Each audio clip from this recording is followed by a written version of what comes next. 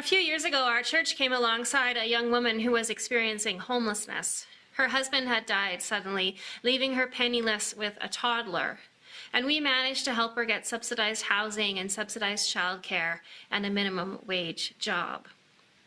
At the time, I also had young children and was amazed to watch this woman live on less than $20,000 a year. It's a myth that poor people can't manage their money. They can manage it extremely well. I would help this woman piece together the patchwork variety of social programs that helped her get by, the various applications for housing and for childcare and for low-income transit passes, etc.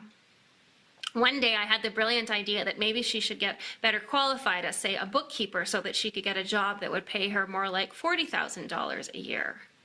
But when we sat down and really looked at that scenario, we both realized that she'd actually probably be worse off, as she would lose her childcare subsidy, she would lose her housing subsidy, etc.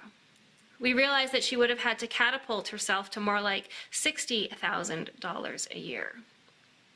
It's my experience working with her and others that has made me such a strong believer that Canada needs a universal basic income.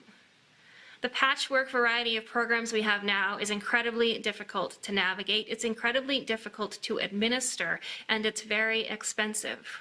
And it seems, in my experience, to do a better job of keeping people poor than helping them move out of poverty.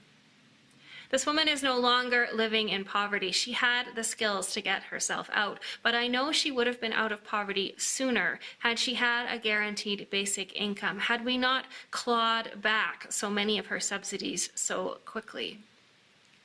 Our social safety net should not be designed to keep people poor. It should be designed to help people move out of poverty. And I believe that a guaranteed basic income, if done properly, could help do this. Could help more and more people lead independent lives of dignity, and in the long run would be cheaper and more humane. Amen.